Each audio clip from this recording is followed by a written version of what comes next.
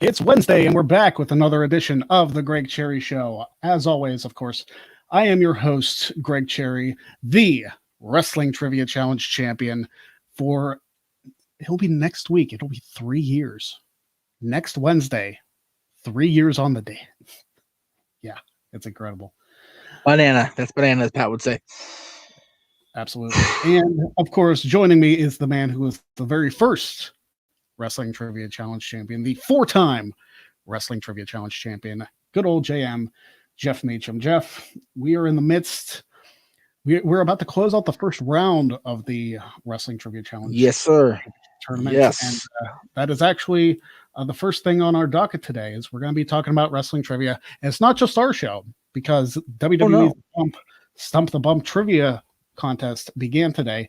I watched it, and you're going to hear my thoughts on that very thing. Oh, yeah. As we do every Wednesday, we do Weird Law Wednesday, and this time we're talking about the state right below mine. It's West Virginia. Make me home, baby. Country roads. West Virginia.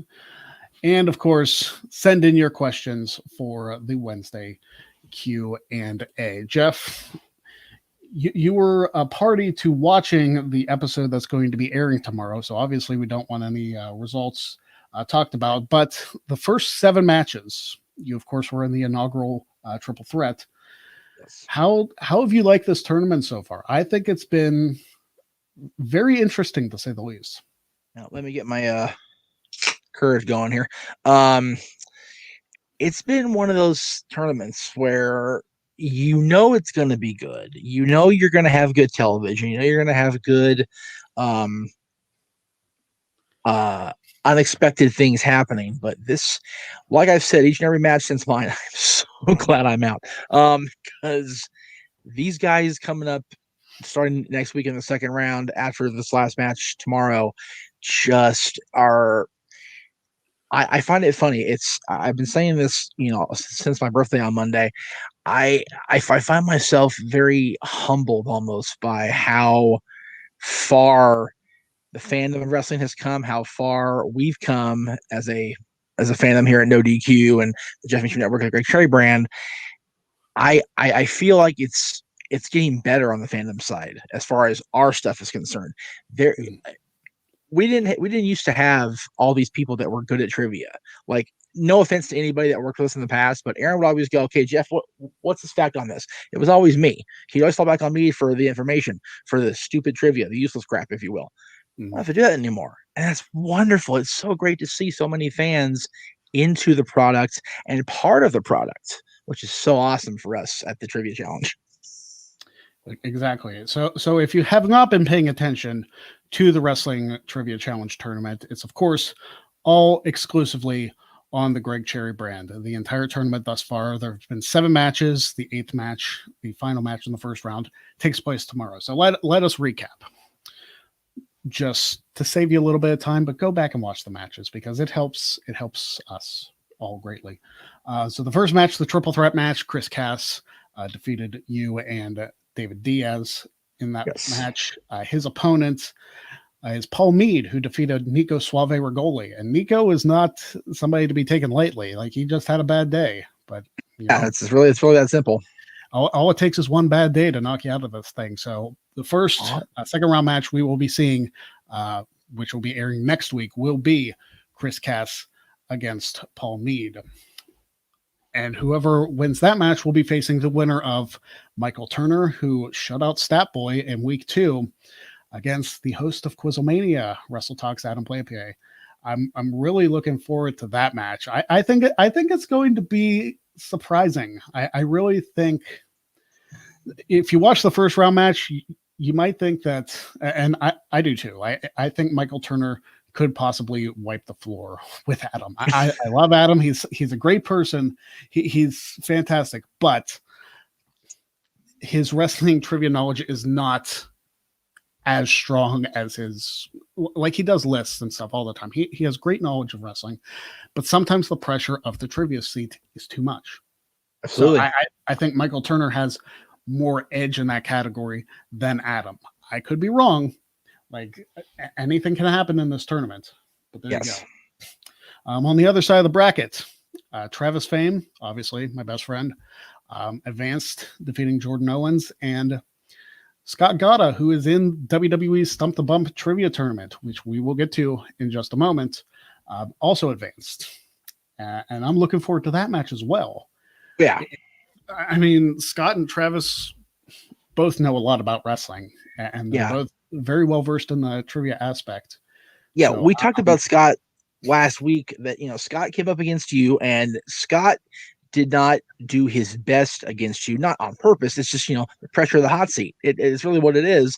But he's obviously gotten a seat cooler since he faced you, because his seats aren't hot anymore. He seems to be just doing just fine. So I'm really curious to see how T-Fame's going to do against him. Yes, and of course, I don't know if I would call it an upset that Matthew Rosa defeated Ruben Garcia in the first round.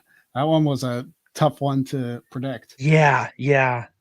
But Matt Rosa will be facing the winner of tomorrow's match, which is, of course, No DQ's Cleaver, Colin Andrew, going up against Wrestle Talks, Louis Dangor. I'll take the banners off the screen so you can see it. Both of them. There it is, baby. That is tomorrow's first round matchup, the final first round matchup. The winner of that has the unenviable task of facing Matthew Rosa. Matthew Rosa is one of those that you don't really see coming, but once you see him, it's hard to stop him. Right. And then don't forget that'll be exclusively on the Greg Cherry brand YouTube channel. And immediately after, I think we're going to get it up around 6:30, 3:30, depending on how long the match goes. You can come over to my channel and stay here on the Greg Cherry brand, however you want to do it, and catch the post-game show. It's going to be a fun time either way. Like I said, Greg said it out. This is the only match I've been privy to the entire first round besides my own, because he needed a scorekeeper, and somehow Jeff actually was able to count that day. So it's because you weren't focused on asking the questions too. You only had one. You had one job, Jeff, and you nailed one job. I had one job and I nailed it. I'm so happy. I'm proud of myself. But yeah, it's gonna be a cool afternoon. And like I said, I'm very honored to still be a part of this. It's funny, earlier in the chat room when we were talking about introducing ourselves.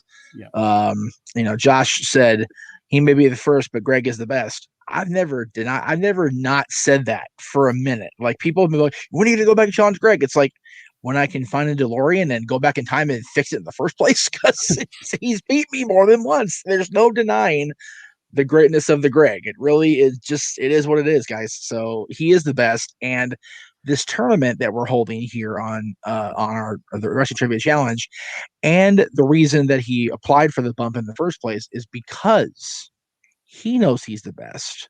But the difference is, so do all of us. It's not just some ego trip he's on. He's the guy, and he's been the guy for it'll be 3 years next week. So there you go. So I was actually thinking about this before we recorded today. Should I defeat whoever wins this tournament? Which, looking at who's left, may or may not happen. If I defeat whoever wins that, and then we go on to do another tournament, like over the summer or something, right? I may drop the Pennsylvania Sensation nickname. I may have a new nickname in the works, but right. I have to win that particular match on episode 100 to come up with that nickname. Stay tuned, watch the tournament, see if you get to find out what it is. Otherwise, I'm teasing nothing. We do see your questions in the chat. Don't worry, we will get to those. We have a Q&A at the end. So I saw the questions about wrestling. I saw the question about football. We will get into all of those. And that's, of course, at the end of the show. And Josh, I'm going to dispel this now. No. No, it is not. It is far more fitting. There you go. Than some gimmicky thing. Yeah, but you'll understand. It's funny how the nicknames have evolved over the years. I mean, I literally got called Professor Junior by Mike Tenay on a whim once, because I had trivia knowledge that he didn't have in 2002. And, we got Professor Junior over there. And freaking Aaron jumped on that flies on crap, man. And then West Coast Professor, even though Tanae's based out of Vegas, so it's like he's pretty much West Coast anyway. But he was working primarily in Orlando, so that's why I got the West Coast. And here I sit. They tried to do California beach bum, which I'm the world's most non-Californian when it comes to beaches, and the California cheapskate, which I still haven't seen Hyatt for that one, but it never really stuck. So What's the Professor works, and any nickname you can come up with that applies to your everything you do it's going to be spot on. If it's not, then it'll be a good reason why. So there you go. So hopefully after episode 100, I will be cutting my promo as my new nickname, and you best believe there's going to be merch.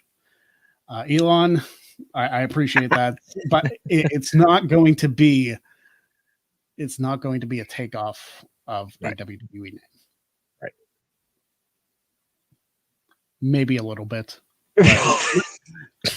Maybe a little bit, and you'll understand why when I get there. It's slightly a takeoff, but at the same time, it's not the same thing.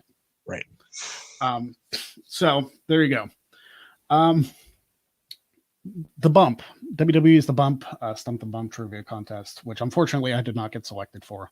It's fine. Next year when they do it, you best believe I'm going to make every effort to be in that. But I watched it today, and Scott Gotta, as I mentioned, moved on in the tournament. Hey, Scott. So he's moving on to the second round, which is a good look for yours truly. Like the better that Scott does in this tournament, the better I look. Because having defeated Scott twice in trivia contests, we're 2-1 against each other. Yep. It makes me look better, because if he goes on and becomes the WWE trivia champion, that tournament's going to be over before ours is. Yes. So it is very possible, since he's already moved on in the first round of both tournaments, it is possible that episode 100 could be the Wrestling Trivia Challenge champion against the WWE Trivia champion. I wish it was title for title. I don't think I have the jurisdiction for him to put it on the line. I don't think you do either. But if you beat him, everybody will know. And it's just a matter of, like we've always said, texts and phone calls are temporary. YouTube and the internet is forever. So if you beat him on the internet after he wins the WWE Championship, forget it, man. That's it. It's over. That's what I am selfishly rooting for Scott to win both tournaments. It's not a knock, and Scott's going up against my best friend too. So it tears me up inside. It's like, it'd be cool to face Fame for the title, but at the same time, Scott could be WWE Trivia Champion, and the allure of that is just so great. And the thing is, Chris Cass, Talkamania Trivia Mania Champion. But exactly. I've been there. Like, I've been Trivia Mania Champion. So it would be cool, but it's nothing new for me. So to beat somebody who has a championship that I've never had would be cool. And Matt Rosa, Combat Wrestling Trivia Champion, same thing. Like, the possibility that those two can meet in the semis has me like, it's very interesting. I love to see how this tournament comes out, because I have no idea.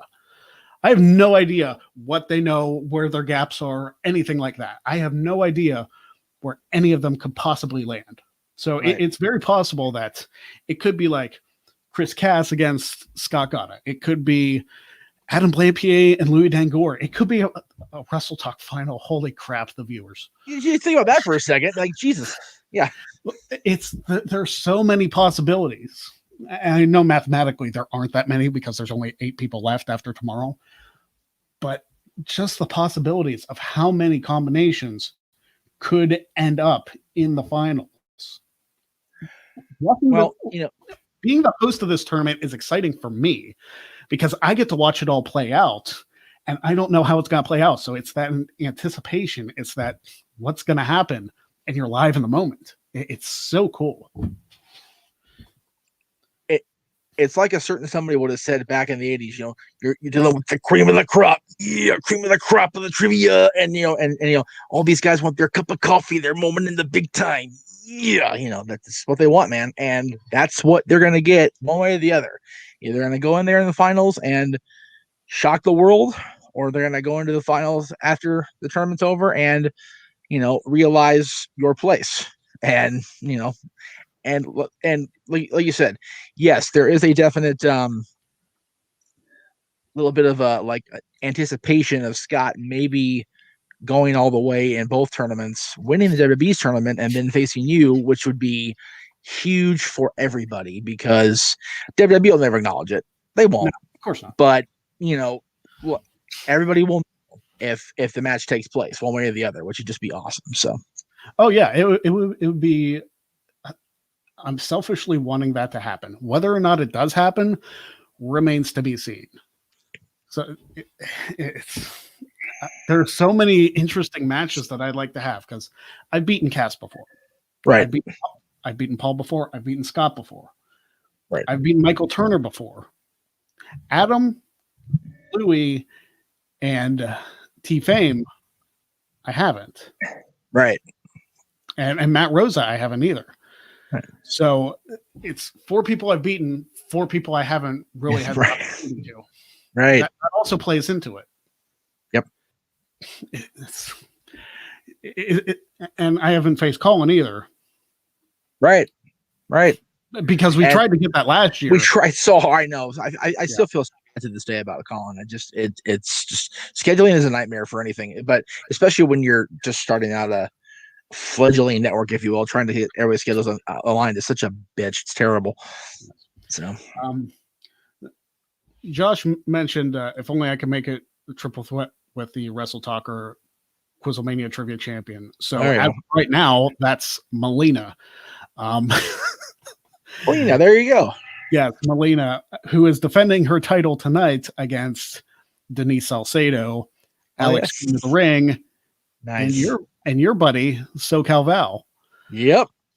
So you got that I would say Melina's more my buddy now than SoCal Valley used to be, but yeah, I wasn't on the air yesterday, so I didn't really have a chance to say this, but I wanted to video publicly thank everybody, Melina and Ricardo Rodriguez, my boy Chewy, and Scout Taylor Compton, which I thought was awesome to see her at my birthday presentation. And toward the end, we got a cameo from Marguerite Moreau from the Mighty Ducks movies. So it was cool to see everybody pop in, and and everybody that whoever paid for those, thank you, by the way. I know Big G paid for Scout. I don't know who paid for everybody else, but thank you for those. If Melina's going to be a part of it, we should get Melina on the show. ever do something. So if Melina ever wants to face me for the Wrestling Trivia Challenge Championship, I am down.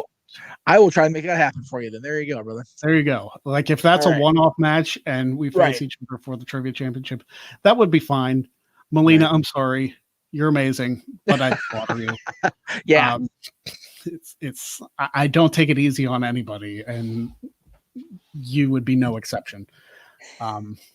That's my half-hearted promo against Melina. Right. That's right. As if that would ever happen. If it was a split contest, she'd win all day because I am as flexible as a pretzel rod. So I can't. Yeah, that's just not happening. Yeah, we did talk about the bump slightly. Scott Gata is moving on, as we mentioned. Yes. I watched the match to do the trivia alongside the people who were playing, and I would have scored better than Scott in his first round. I would score better than his opponent also in the first round. And I would have beat them in the second round too. And then the second match, I would have wiped the floor with both of them because they were not up to par as far as the trivia goes. Not even close. Yeah, so it's just not gonna happen.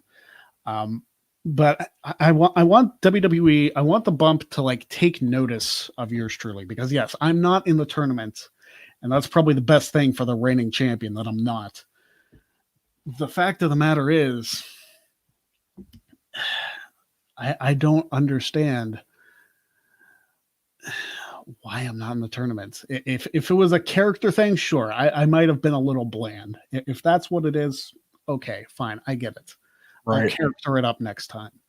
But the fact of the matter is, when it comes to trivia, I truly believe that much like CM Punk, I'm the best in the world. Exactly. So I don't believe I'm great at many things, but this is something, as stupid as it is, let's face it, it's pro wrestling trivia. It's not exactly high up there on the ranks of like things to be proud about, but let me tell you something. I'm good at it. I enjoy it. It's fun for me. And I believe I'm the best in the world at it. So I agree with you on that. So there you go. And I've defeated people from other countries other than the US. So there you go. It's a world Exactly. championship. World champion. Yep, that's it. But yeah, I think I think that's enough for the wrestling trivia talk today. Of course, check out tomorrow Louis Dangoor, Colin Andrew on the Wrestling Trivia Challenge, the post show immediately following, and it will be a good time had for all. Now, we will be getting to our next topic every Wednesday on the Greg Cherry Show because it airs Wednesday. So that's just what it does. That worked, baby. Wednesday. And we're talking about the weird laws of Pennsylvania's neighbor to the south, West Virginia. So, take it home, Greg. I glanced at a couple of these already, and I'm already terrified. Oh, God, here we go. So here we go. Strap in. It's going to be a fun one. In West Virginia, no children may attend school with their breath smelling of wild onions. I guess I don't know what for the kids then. Yeah. I don't know what parents are feeding their kids onions for breakfast. Because where would that even go? What, like a omelet or something? I'm gonna say, my dad loves omelets and he has onions in his all the time. So I can see where that would be a probable situation. But are they really not brushing their teeth before they go to school? Yeah. Mouthwash? Bueller? Mouthwash at the very least. Come on. At the very least, goodness. Terrible. All right. That's pretty yeah. Unmarried couples who live together and lewdly associate with one another may face up to a year in prison. Okay, so we're not going to vacation West Virginia. It's good to know. Yeah. But you can marry your cousin in West Virginia, but you can't lewdly associate with. Never mind. Leaving that one alone. Don't touch it with a 10-foot, 50-foot, 100-foot pole. No. Nope. Wow. All right. Next one. Yeah. Okay. Any person who commits adultery shall be fined at least $20. I'm okay with that. I mean, I'm not going to purposely I'm not gonna score for that or anything, but yeah, it's weird. Yeah, it's not like $20. Really? I'll say, it's funny. It's only $20. It's like, well, shit. If I hit the lot, if I get paid this week and a married woman just happens to be, Yeah. Anyway, If you hit it rich in West Virginia, it's like, oh yeah, I can commit adultery. Here's $20. Here's 40. What do I care? That's stupid. 40, sweetheart, get back. Yeah. It's terrible. Don't do that. All right. Next one. We the Great Trade Brand do not necessarily advocate adultery. However, if it's only $20, don't say do not necessarily. We don't condone it. Don't put a necessarily in there. We don't necessarily condone it, but if the shoe fits and it's the right time, there you go. Go screw somebody else. No. What are you talking about? No, I have no necessarily in there. Don't do it. Too much NyQuil the last few days. I'm sorry, y'all. Oh my goodness. Well, oh god. Smoothly transitioning into this disturbing one. Oh, here we go. It is legal for a male to have sex with an animal as long as it does not exceed 40 pounds. Everybody, that's it. We're done. Show's over. That's wrong.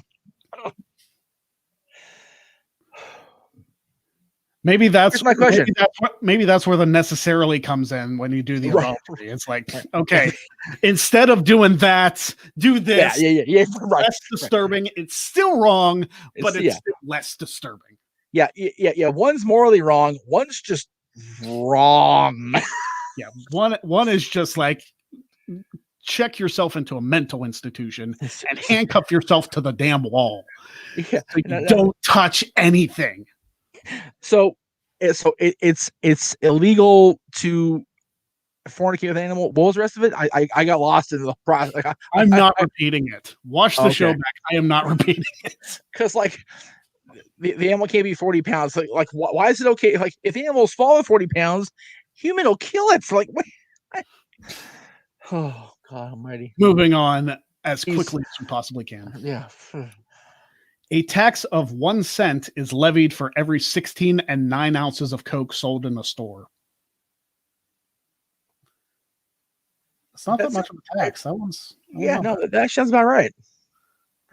It's they're in tax on soda here, by and large.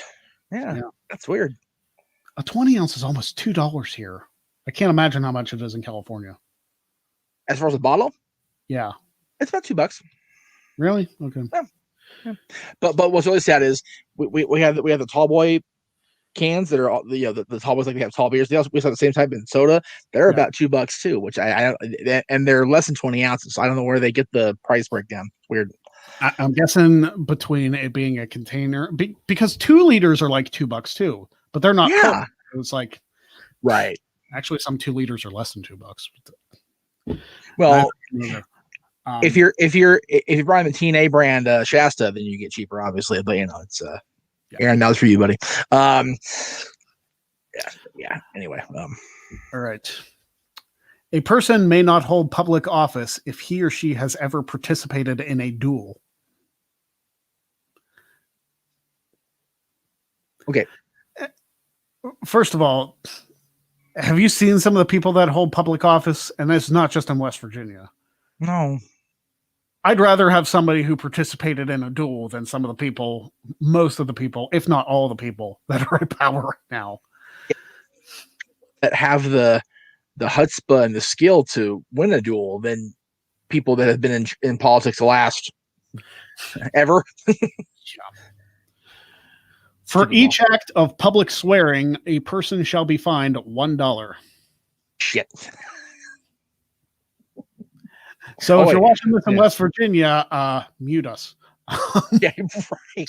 Yeah, especially if you're in public, or put headphones on or something. Right. Closed caption thing, even on YouTube. So just no broadcast it.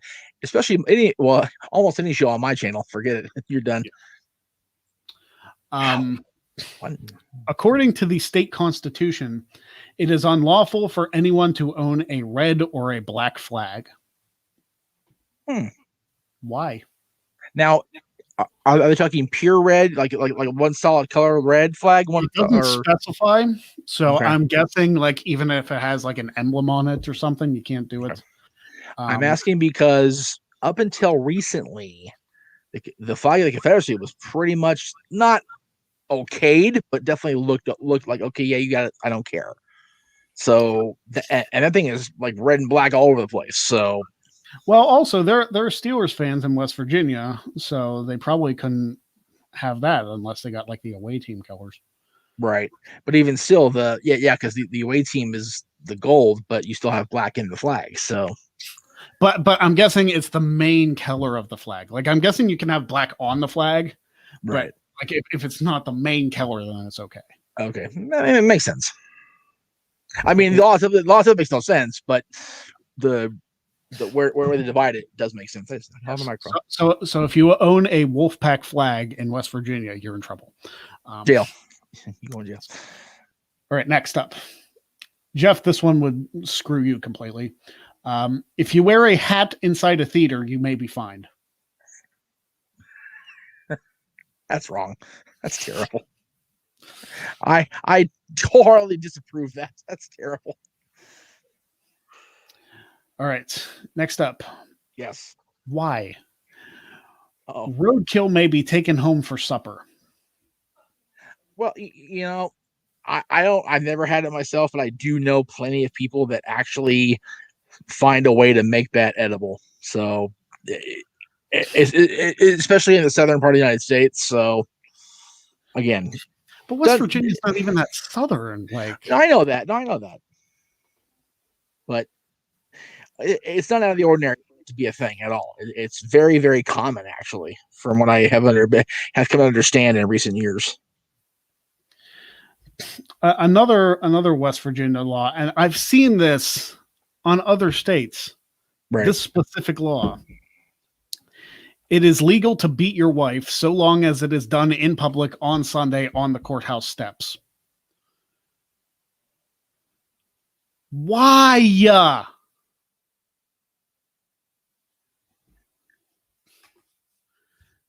Where's the Nathan Fillion meme when you need it? Like, yeah. I got nothing. I have nothing. I got nothing. I don't get it either. Wow. Like, okay, it was so specifically written too. Like, it's okay if you do this and it's this and it's this. Okay, so if I take her out of public when I'm on the courthouse steps, I can't beat her. I can't touch her. If I take her to the courthouse steps on a Sunday, wow, just wowzers. All right. That's bad. That's really bad. In Alderson, West Virginia, one may not walk a lion, tiger, or leopard even on a leash. I'm okay with that law being a thing. Yeah, that one's fine. Because more than likely, a lion's gonna break out of my grass if he gets wild hair. That's chase something. In Nicholas County, West Virginia, no member of the clergy is allowed to tell jokes or humorous stories from the pulpit during a church service. Then I'm not attending your freaking church. I was gonna say, and that's, well, I guess it depends how humorous they get and how interesting the verbiage gets. You know, because people in church, you know, you should have a certain standard to uphold. So, you know. And finally, in Huntington, West Virginia, firemen may not whistle or flirt at any woman passing a firehouse. Well, I guess in 2021 that makes sense because everything's so PC heavy in 2021 now. But you know, when law was written, probably didn't make no damn sense. Yeah. But anyway, those are the weird laws of West Virginia. Now we're going to go back and do some Q&A. I'm going to find some questions in here that I know have been do that. I will say, you know, the whole thing about the hat, you know, during the movie, it's, you know, the fact that Greg designed this hat for me, designed the shirt for me, and the freaking hats in the shirt logo, like that's how important my hats are to me. I don't go anywhere without a hat on. You guys know that. So yeah, just that's a terrible, terrible law, West Virginia. Shame on you. Yes. I put the hat in there intentionally because I was like, okay, well, I can't do the crown, but Jeff wears hats all the time, so I'm going to put the hat in and make it look good. So there you go. All right. Exactly. So, and it looks, like I said, it looks great. I wore it to a Kings thing and they loved it. So, Colin, yes, I got my haircuts, I think this weekend. Oh, nice. Yeah. So it is nice. It's a lot less that I have to take care of. I'm about due. Cody Rains, give me a realistic Russell Wilson Saints trade in your guys' opinion. I've heard the rumors of Russell Wilson being traded from the Seahawks, which I don't understand why. I don't think Russell Wilson's the problem in Seattle. No. So I'm not sure where that's coming from or if Russell Wilson wants out. I mean, if that's the case, then if he's not happy there, then maybe he moves on because is Drew Brees officially retired? I saw stories that he was, but I don't know if he ever came out and officially announced it. He did, but I won't swear to that statement. Yeah. So who would they trade from the Saints? I mean, you might get like a couple draft picks. Yeah.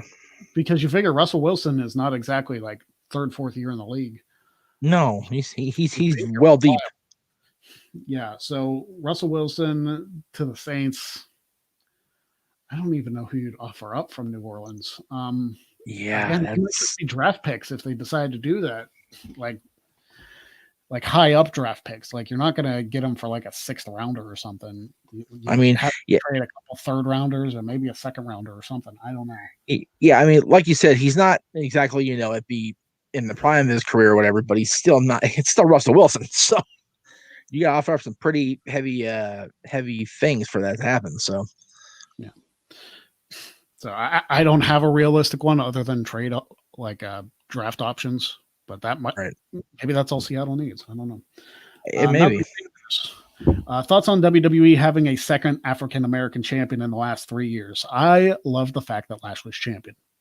Oh, yeah. I thought Bobby Lashley should have beat John Cena in 2007. I said that Monday. I said that. I said that. It's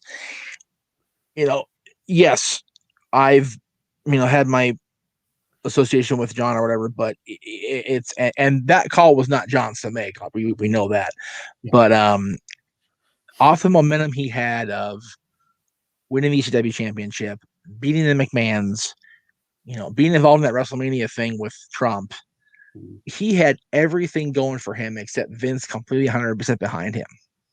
Yep. Which, how do you not trust the guy that you literally had in your match that you yourself were showcased in? Mm-hmm. How do you not trust that guy to be your champion? How is that conceivably a thing? And he didn't. And not only did he lose that 5-way shenanigan BS that Foley was involved in, he lost to John straight up, which is just breaks my heart. So I'm glad he's got the chance now. He should have been main eventing. I don't mean all featured contests with Trump and Vince. He should have been main event king. Last match WrestleMania for more than a couple years. Yep. And it might happen. So. It might happen this year. Like I know Reigns and Edge is the talk of main eventing WrestleMania. We've heard Sasha Bianca being the talk of main eventing one of the nights of WrestleMania. I'd be okay with that, obviously. Right. But you got to wonder, do you throw Lashley and perhaps McIntyre or a returning Brock Lesnar into the main event slot? Does Lashley deserve a main event slot at WrestleMania? Yeah, he does. Oh, yes.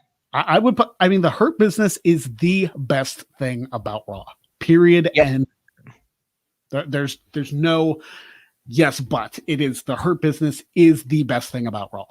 Yep. And the story of MVP bringing Lashley, Shelton, Cedric all into a group together when they were doing nothing. No. They were doing nothing. And MVP in less than a year's time makes all 3 of them champion. MVP, just based on the last year, should be in talk for best manager of all time. Like he is up there, in my opinion, with the Heenans, the Heymans, the who else you want to throw out there for best manager? Hart, all of them. So yeah. So he's definitely in consideration. He's got to be, because my goodness, what a turnaround from just a year ago. Yeah, when it's funny when you think about where these guys were a year ago. Lashley's story was the Lana thing. That alone right there. Cedric also ran on Raw after being Cruiserweight champion for a cup of coffee, as I said earlier about the Macho Man. And Shelton Benjamin, he's been the guy who is he ever going to break through guy for the better part of his career. Which is sad because I wanted Shelton to be champion in 2005. Oh, for real. 2004 time frame. When he first got drafted to Raw and split up from Charlie Haas, I was like, Shelton Benjamin needs to become world champion. Like I was that behind the guy. It's funny. And Shelton Benjamin looks exactly the damn same as he did 17 years ago. Like it's absurd. It is. He is in ridiculous shape. And like Shelton, I would love to see be champion still. Like if they gave him an opportunity to be WWE champion, I would be all for it. I have always loved Shelton Benjamin. Exactly. He is in that same category that at the time Rob Van Dam was in. At the same time, Randy Orton was in. Randy was barely 4 years into the business when he became the world champion. Should he have been champion longer? Absolutely. Because him losing the title to Hunter the next pay-per-view, I still shit on that decision to this day. And I will forever shit on the decision. And Shelton, them not pulling the trigger and at least making him a multi-pay-per-view main event guy after being Triple H, also a mistake. Now, granted, They hadn't beat Jericho for the Intercontinental Championship, which is no small task back in 2004 either, right? But think about it this way. Kofi did the same thing. Jericho in his first major program, 2008. Yeah. He became world champion in 2019. It took Kofi 11 years. Mm-hmm. It's been more than that for Shelton already, because Shelton was in Team Angle in 2002. So he's been with the WWE. It'll be 20 years next year. Let us sit on that topic for just 1 second here. Shelton Benjamin has been in and out of the company, but involved in major mainstream wrestling for almost 20 years. Mm-hmm. And he's not been a world champion anywhere, not just WWE. That is a huge heaping Jurassic Park size pile of shit. It just is. Big G with a $5 super chat. All right, thank you, Big G. It's gotta be on mine. Yeah, I appreciate that, G. Thank you. Thank you very much. Appreciate it. As just as I'm here, thank you much, Big G. And we love that you're watching it. You missed me. I don't know if you saw it earlier. Thanking everybody for the cameos on Monday, including one you got for me for Scout. So thank you. Appreciate that, dude. Josh Mansfield, Shane versus Braun at Mania. Who should win? Realistically, Braun should probably win because he'll benefit from it more. But I'm a Shane McMahon guy. So I know you very much are. But I always have been. I think that blows people's minds when I put Shane in my top 5 of all time. It's like, really, of all the wrestlers in the history of the business, you put Shane McMahon in your top 5? Yeah. I stand by that. Like I will fight people on that. Because you put him in that spot because you shouldn't be putting him in that spot. That's the exact reason why you do, because he's earned the hell out of it. Oh, he absolutely has. And he's been part of some of the most entertaining matches in WWE history. Yep. And like you can have like your Kenny Omegas, your Jerichos, all the technical wrestlers and all that stuff and all the entertaining people. I'm not taking anything away from them. I'm not taking anything away from any of those guys. I'm not. Like, it's not like, oh, you're just a WWE show. My number 2 is Christopher Daniels, so shut up. So I'm not just a WWE show. I just enjoy characters. I enjoy their in-ring work. And yeah, Shane McMahon does not throw great punches. We know that. He throws potatoes. But everything else, solid. Even the random ass matches he has on Raw, like he had a 2003 match against Chris Jericho in the main event, went to a no contest because he did his little storyline with Kane, but even still, entertaining stuff. I have never seen a bad Shane McMahon match. I haven't. Which is why I'm so bummed that I did put Shane versus X-Pac up in the vote for the double show for Rewind this week, and it finished dead last. I was like, shit. Well, if you throw Vince and Shane from Mania 17, that might win. Well, yeah, I what I'm trying to do on the vote is like the best rated match, not for the world championship, is what I'm trying to do with that poll. Now granted, next week, right? Yeah, next week is the week where that would come up. So we'll see how it plays out. So, and again, Josh is, Greg's been saying this for years. So I agree. He should be WWE champion. He should have been already. Yes. Whoops. Cassidy 18. Do you think you could have defeated Howard Finkel in trivia? We have discussed this in length. Yeah. I don't know. That's going to be my best answer. I don't know. It really depends on the topics that would present themselves. If it was like more 80s and early 90s base, right, Howard would probably have the edge on me. Honestly. Like I might be able to get like a few decent, like educated guesses. But if it's the earlier stuff from when he was first in the company, he would probably beat me. Right. If it was a mix of like current stuff and maybe like Attitude Era and Ruthless Aggression, I might have the edge on him. I don't know. I don't know where his strengths were. It would have been an honor to face Howard Finkel. Really? Unfortunately, that's not possible anymore. Rest in peace. But I don't know. That was definitely a dream match that I wish I could have had. It would have been cool to watch. It'd have been cool to host. Yes. Mike Gonzalez, thoughts on the exploding barbed wire death match? Is there a point where a match can get too extreme for you guys? I'm glad you bring this up because there was a match in FMW from, I believe, 1994. And it was like an exploding electrified pole death match or some ridiculous stuff like that. Yep. And do you know, have you watched this match? Haven't watched it, but heard of it. Yes. Okay. Because there was at one point in the match, I'm pretty sure it was this match, some guy got stabbed like right on camera with like a freaking scythe. And like, yeah, I'm like, at the point where we're stabbing people, I'm out. I'm sorry. That's too much. right. I can watch the thumbtacks. I can watch like bloody matches. I've seen death matches before. Like I've seen some like pretty gnarly ones with like light tubes and all that stuff. And it does get a little edgy for me, but at the point where we're stabbing people, I'm out. Like right. I have pitched to Greg more than once about watching Terry Funk versus Sabu Born to Be Wired, and he won't. And I have to respect that. I can really get through Hell in a Cell with Mick and Undertaker. Like that still makes my head go, no, I cannot sit through again unless, I absolutely have to for a reason, the I Quit match with Foley and The Rock, because that's, I mean, it gets out of hand. It really does. It gets out of hand. It's so sad to watch. At the same time, the first indie shows I ever went to, I've talked about this a few times on the show. I think I talked about it on Monday.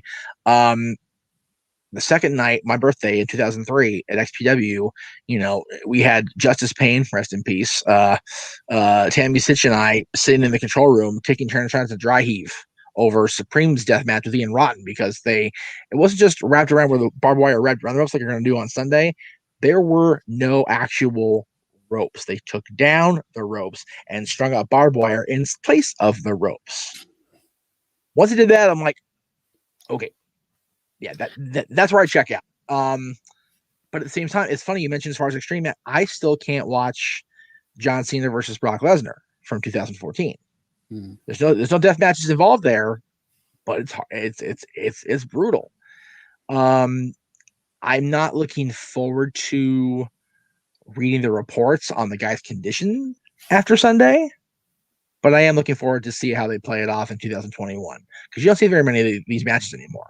No. With decent, yeah, like this was like a late 80s, early 90s thing with the death match. I watched the like Vice documentary on like, I don't think it was IWA Mid-South. I can't remember, like it might have been IWA Mid-South, like the King of the Death Match tournament. Right. And it's like, why would you do this to yourself? Like, yeah. Like, even if it was like WrestleMania and you're doing this stuff in front of like 80,000 people, I don't know if it'd be worth it to do some of the stuff that they do. And they're doing it in front of like 400. Yeah, Dylan asked me when they announced the match with Kenny and John, what is this? What is all involved in this? And I went, okay, he's old enough to know.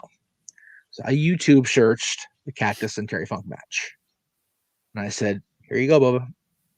And I sent it to him on his phone. I said, you need to let me know when you're going to watch this. We'll watch it together. You can ask me whatever you want to ask me.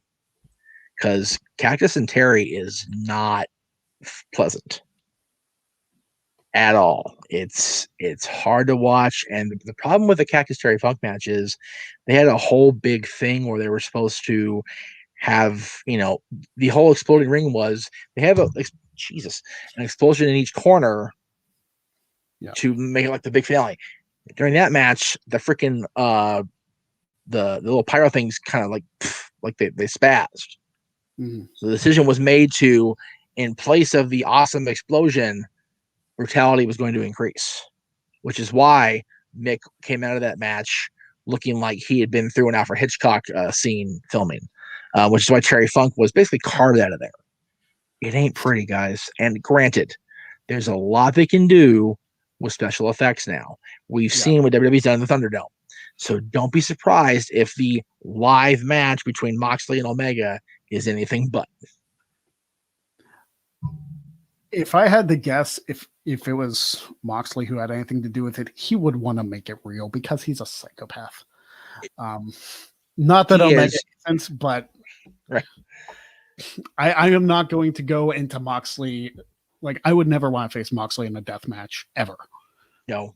Like, no. Nope. Like, this is a guy who had like a freaking electric saw on top of his head. Nope. Not gonna happen. Nope. Anyway, let's get off this. Because this is a question I feel like you could answer better than me.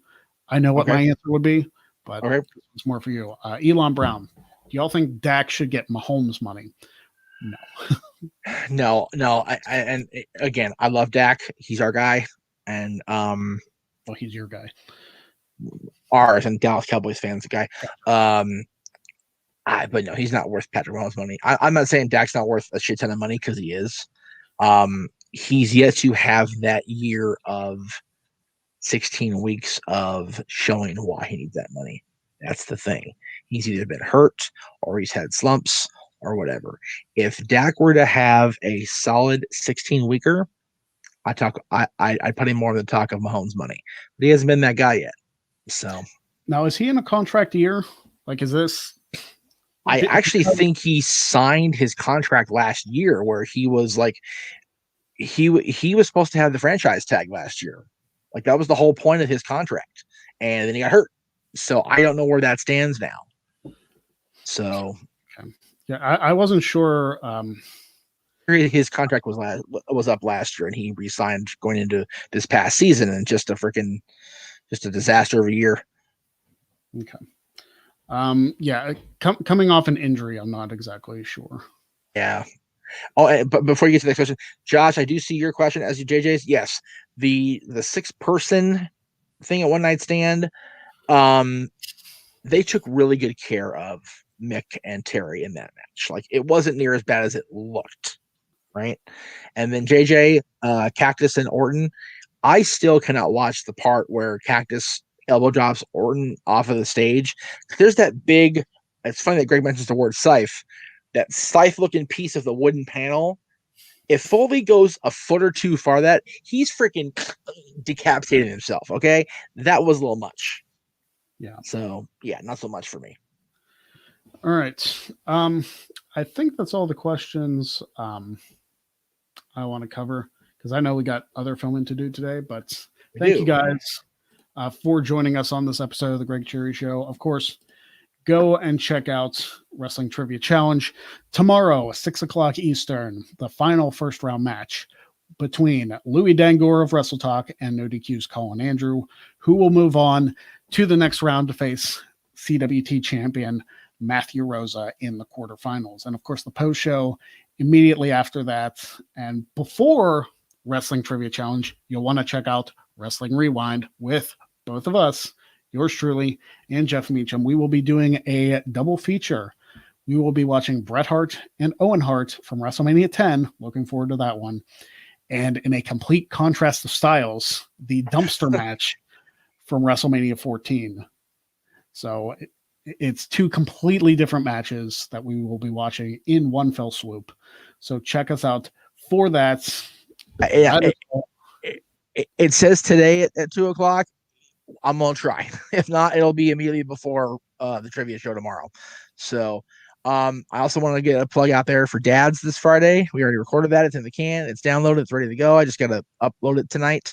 JJ and I talk about our top 10 people that aren't in the Hall of Fame that need to be, because there's more than 20 for sure. But we want to cover the ones we want to cover.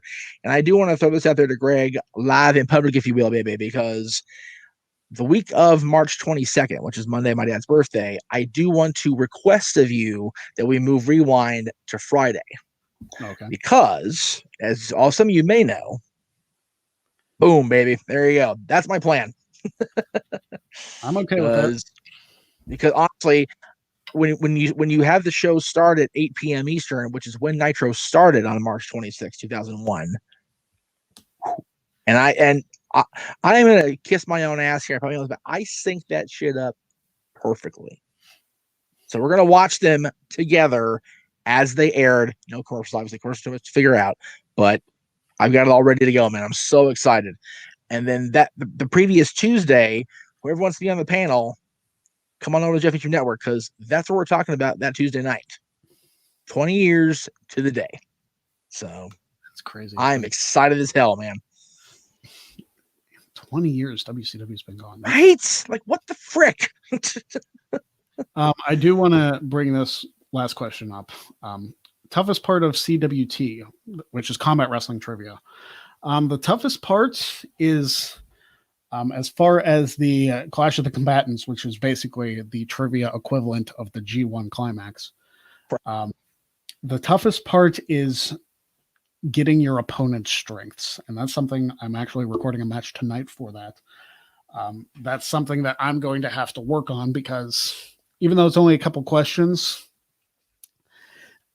every point matters. So not getting those questions is a big deal. And my opponent's strengths for the one I'm recording tonight are Ring of Honor and TNA, which wow, I might be able to pull a lucky guess out of there, but I'm not super confident in either one of those.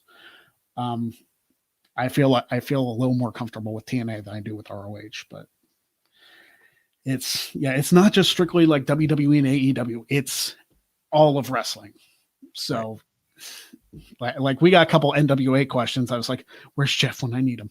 I wanted that time. It's like old NWA, modern NWA. We got a question in each. I was like, or a friend. Yeah. It's like Jeff knows this. I actually wasn't too more than likely I did. I wasn't too. I was one off with my guess with the old NWA question. It was about the NWA US Championship. Yeah, who won it in like 1988 or something. I said Luger. I was one off. Barry? Yeah, it was Barry.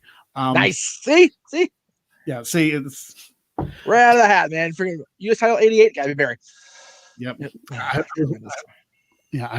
thought it might have been Luger, but I was wrong. But yeah, learning other opponent strengths. Other than that, you just got to be confident with what you know because you don't, at least you're not supposed to, look up the answers. There's been accusations of people not being too honest with their answers over there, which I've talked to JB3 about. He already knows. But I'm putting that out there. So yeah, the toughest part is learning your opponent's strengths because if it's not stuff you're familiar with, you kind of have to learn it. But the scary thing is, once you learn it, then you're even more well-versed on everything else. So, right. All right. So that is it for today. Jeff and I are going to record Rewind immediately after this, and we will be back next week with another episode of The Greg Cherry Show. Have a good day.